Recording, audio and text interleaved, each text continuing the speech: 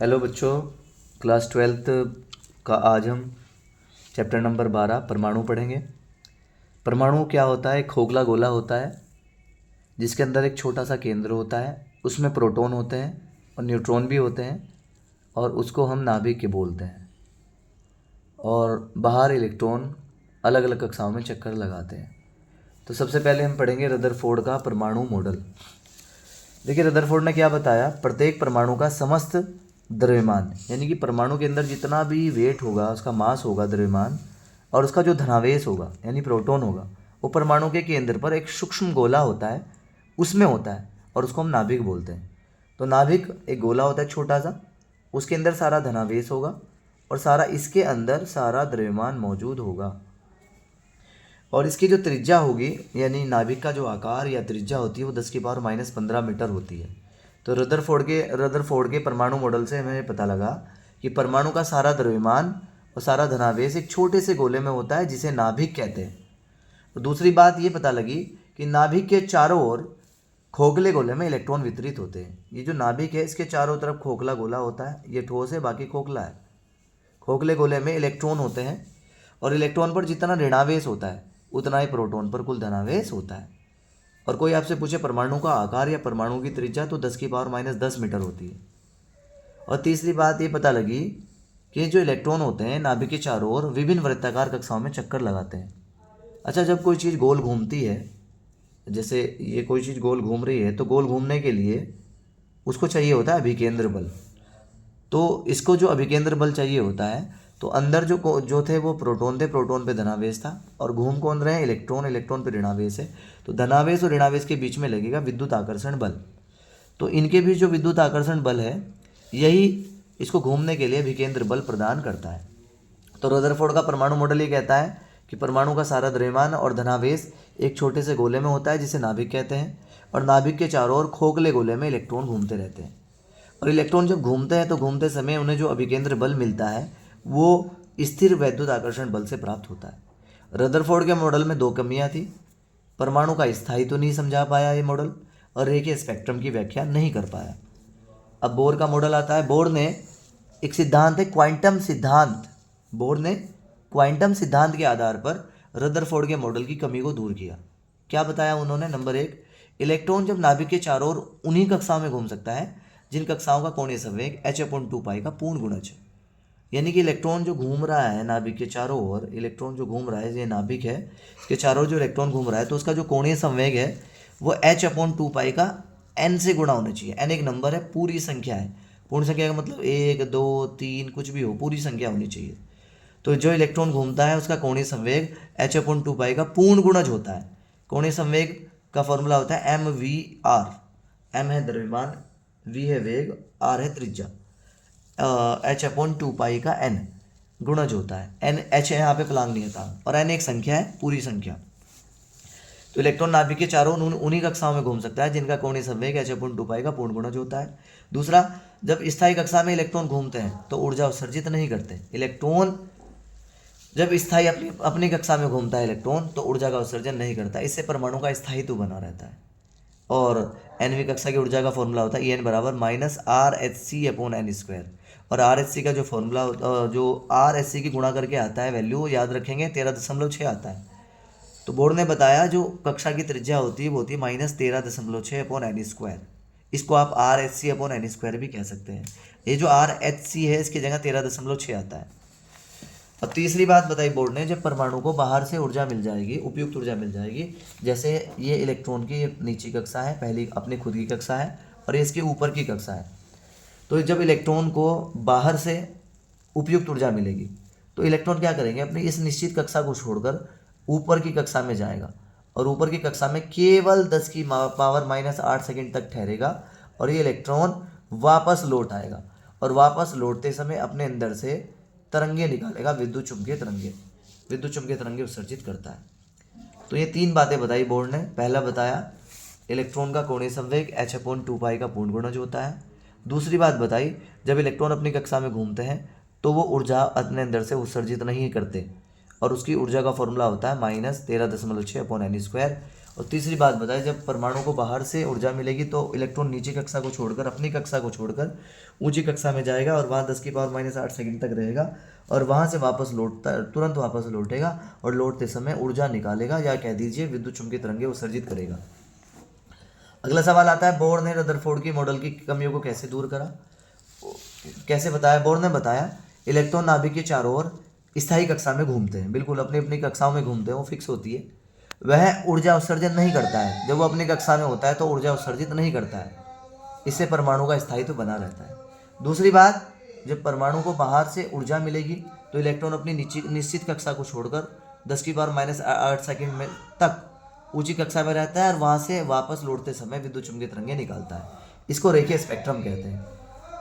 तो बोर ने परमाणु का स्थायित्व समझाया और रेखीय स्पेक्ट्रम समझाया। हाइड्रोजन के उत्सर्जन स्पेक्ट्रम की श्रेणियाँ, ये अगला टॉपिक है। हाइड्रोजन का जो उत्सर्जन स्पेक्ट्रम है उसकी अलग अलग श्रेणियाँ हैं, जैसे लाइमन श्रेणी, बामर श्रेणी, पाश्चन श्रेणी, ब्रैकेट श्रेणी, फुंड श्रेणी। Lyman, बामर, पाश्चन, bracket, फुंड। तो लाइमन श्रेणी में क्या होता है, इसमें जो हाइड्रोजन परमाणु होता है वो ऊंचे ऊर्जा स्तर से पहले ऊर्जा स्तर में आ जाता है। इसमें हमेशा याद रखेंगे, किसी भी ऊर्जा स्तर से पहले ऊर्जा स्तर में अगर इलेक्ट्रॉन वापस आ रहा है तो उसको बोलेंगे लाइमन श्रेणी। और लाइमन श्रेणी जो है पराबैंगनी क्षेत्र में पड़ती है, याद रखेंगे। और अगर तरंग संख्या का फॉर्मूला पूछ ले हाइड्रोजन के उत्सर्जन स्पेक्ट्रम, तो 1/λ बराबर r।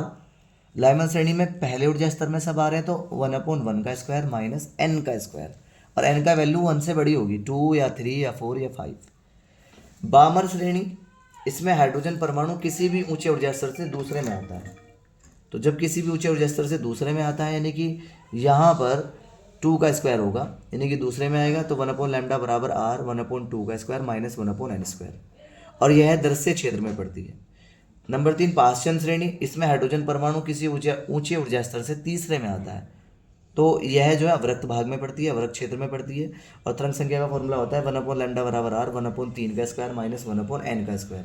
यहाँ पे n की वैल्यू 3 से बड़ी होगी, 4, 5, 6। पाश्चन के बाद ब्रैकेट श्रेणी, इसमें हाइड्रोजन परमाणु किसी ऊंचे ऊर्जा स्तर से चौथे ऊर्जा स्तर में होता है, तो 1/λ बराबर r 1/4 का स्क्वायर माइनस 1/n स्क्वायर, और n की वैल्यू 4 से बड़ी होगी, 5, 6, 7। फुंड श्रेणी, इसमें हाइड्रोजन परमाणु किसी ऊंचे ऊर्जा स्तर से 5वें में आता है, तो 1/λ बराबर r 1/5 square minus 1/n square, 5 से बड़ी होगी n की वैल्यू। दो न्यूमेरिकल देख लेते हैं। देखिए बहुत आसान है। हाइड्रोजन परमाणु की प्रथम बोर कक्षा की त्रिज्या 0.53 एंगस्ट्रॉम है, तो द्वितीय कक्षा की त्रिज्या निकालिए। देखिए जो एनवी कक्षा की त्रिज्या है वो Rn कहेंगे। जो एनवी कक्षा की त्रिज्या है वो समानुपाती होती है कक्षा, ये जो भी कक्षा है उसके स्क्वायर के। अगर मैं दूसरी कक्षा की त्रिज्या लिखूँ तो 2 का स्क्वायर होगा, मैं 5वीं कक्षा की त्रिज्या लिखूँ तो समानुपाती 5 के स्क्वायर की होगी। तो यहाँ पर पहली कक्षा की बात हुई तो R1 होगा, तो यहाँ 1 का स्क्वायर होगा, और द्वितीय कक्षा की त्रिज्या निकालनी है तो R2 बराबर क्या होगा, 2 का स्क्वायर। तो R1 के बटे में R2 रखिए, 1 का स्क्वायर 1, 2 का स्क्वायर 4 होता है, 2 दूनी 4। क्रॉस गुणा करेंगे, R2 एकम R2 और 4 R1 एकम 4 R1। R1 की वैल्यू कितनी दी थी सवाल में, प्रथम बोर कक्षा की त्रिज्या R1 दिया था 0.53। 4 की गुणा कर दीजिए, इसमें 4 तिया 12 हासिल 1, 4 पंजे 20 और 1 21, तो R2 बराबर 2.12 एंगस्ट्रॉम हो गया।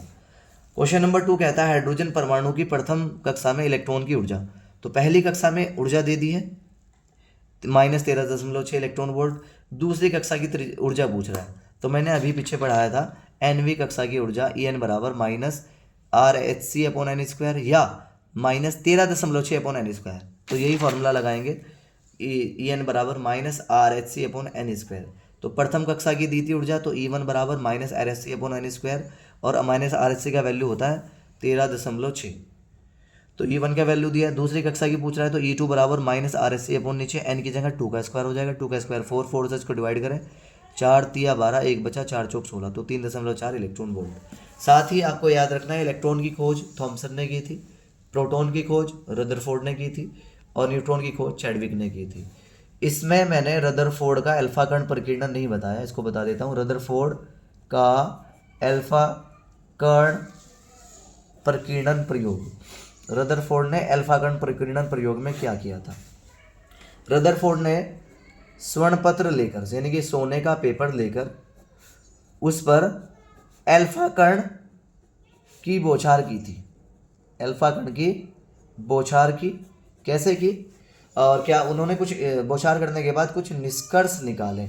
नंबर 1, कुछ अल्फा कण सीधे पार हो जाते हैं, सीधे पार हो गए स्वर्ण पत्र से, सोने के पन्नी से अल्फा कण सीधे पार हो गए। इससे क्या पता लगा, परमाणु का अधिकांश भाग अंदर से खोखला है, अंदर से खोखला है। नंबर 2, कुछ अल्फा कण 90 डिग्री से कम कोण पर और कुछ अल्फा कण 90 डिग्री से अधिक कोण पर चले गए। तो परमाणु के अंदर इससे पता लगा एक छोटा सा कुछ भाग में, परमाणु के कुछ भाग में धनावेश मौजूद है, धनावेश उपस्थित है। और इस तरीके से ही नंबर 3 बात, उन्होंने धातु पत्र बदल बदल कर देखा, धातु पत्र बदल बदल कर अल्फा कण के प्रयोग किए और उसके बाद उन्होंने निष्कर्ष निकाला कि अलग अलग धातुओं में इलेक्ट्रॉनों की संख्या अलग अलग है, या परमाणु संख्या या प्रोटॉनों की संख्या अलग अलग है। उन्होंने ये निष्कर्ष निकाला और इसका डायग्राम बना देंगे आप। जैसे ये खोखला गोला बनाया, अंदर एक धनावेशित नाभिक बना दिया, कुछ जाएंगे और वापस आ जाएंगे कुछ अल्फा कण, यहाँ पे अल्फा कण दिखा देंगे, अल्फा कण, और कुछ सीधे ही पार हो जाएंगे, कुछ 90 डिग्री से कम कोण पर और कुछ 90 डिग्री से अधिक कोण पर आप दिखा देंगे। इस प्रकार से आपका ये डायग्राम पूरा हो जाएगा। उम्मीद करता हूँ ये वीडियो आपको अच्छे से समझ आ गया होगा। ये लेसन परमाणु बहुत इम्पोर्टेंट है और आप इसको अच्छे से लर्न करें। उम्मीद करता हूँ आप एग्ज़ाम में अच्छे से परफॉर्म करेंगे। मैंने बहुत शॉर्ट वीडियो आपके सामने बनाया है, अच्छे से इसको याद कर लीजिए। आपका आज का दिन बहुत कीमती है, इसको पढ़ाई में लगाएं। Thank you so much.